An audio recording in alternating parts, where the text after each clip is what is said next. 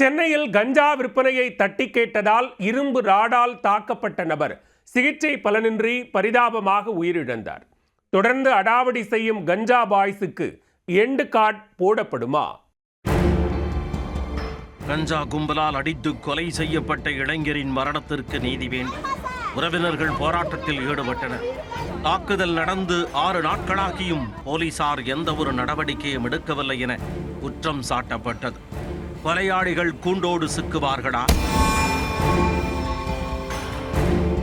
சென்னையில் தண்டையார்பேட்டை பகுதியில் உள்ள வஉசி நகரைச் சேர்ந்தவர் ஆனந்தன். அந்த பகுதியில் அகிலா என்பவர் கஞ்சா விற்று வந்ததாக கூறப்படுகிறது. இதை கண்டித்ததால் ஆனந்திற்கும் அகிலாவிற்கும் இடையே மோதல் போக்கு ஏற்பட்டுள்ளது. மேலும் கஞ்சா விற்பனை செய்வதை ஆதாரத்துடன் புகார் அளிப்பதற்காக வஉசி நகர் பகுதியில் கண்காணிப்பு கேமராவை ஆனந்தன் பொருத்தியுள்ளார்.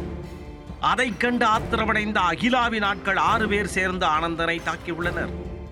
அப்பொழுது அதே பகுதியைச் சேர்ந்த 23 வயதான விஷ்ணு என்பவர் ஆனந்தனை தாக்குவதை தடுத்துள்ளார். மேலும் கஞ்சா விற்பனை தொடர்பாக போலீசாருக்கு தகவல் கொடுக்கப்பட்டுள்ளது. அதன் பேரில் உரிய நடவடிக்கை எடுக்க வேண்டிய போலீசார் கஞ்சா கும்பலிடம் போட்டு கொடுத்ததாக குற்றம் சாட்டப்பட்டுள்ளது.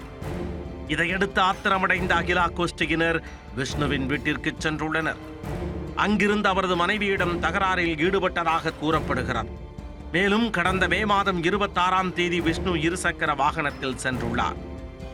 அப்போது அவரை வழிமறித்த கும்பல் இரும்பு ராடால் அடித்து கொலைவெறி தாக்குதல் நடத்தியுள்ளது.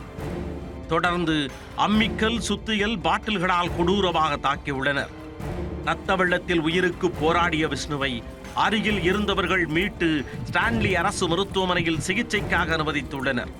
உயிருக்கு ஆபத்தான நிலையில் மருத்துவமனையில் சிகிச்சை பெற்று வந்தனர். இந்த நிலையில் சிகிச்சை பலனின்றி பரிதாபமாக உயிரிழந்தார். அதை அறிந்த உறவினர்கள் வண்ணாரப்பேட்டை காவல் நிலையம் முன்பு திரண்டனர். அப்போது கஞ்சா வியாபாரிகள் குறித்து புகார் அளித்தும் உரிய நடவடிக்கை எடுக்காமல் போலீசார் அலட்சியம் காட்டியதாக குற்றம் சாட்டினர். இந்த விவகாரத்தில் உரிய முன்னெச்சரிக்கை நடவடிக்கை எடுத்திருந்தால் அப்பாவி இளைஞரின் உயிர் பறி போயிருக்காது என்று தெரிவித்துள்ளனர். இனியேனும் தாமதிக்காமல் கஞ்சா வியாபாரியான அகிலா மற்றும் அவருடைய கூட்டாளிகளை உடனே கைது செய்ய வேண்டும் என வலியுறுத்தியுள்ளனர். இதைத் தொடர்ந்து கொலை வழக்கு பதிவு செய்து குற்றவாளிகளை பிடிக்க போலீசார் தேடுதல் வேட்டையில் இறங்கினர். ஊருக்குள் கஞ்சா விற்பனை செய்ததை தட்டி கேட்ட 23 வயதான இளைஞரை அடாவடி கும்பலால் அடித்து கொலை செய்யப்பட்ட சம்பவத்தால் வண்ணாரப்பேட்டை பகுதியில் அசாதாரண சூழல் நிலவியது.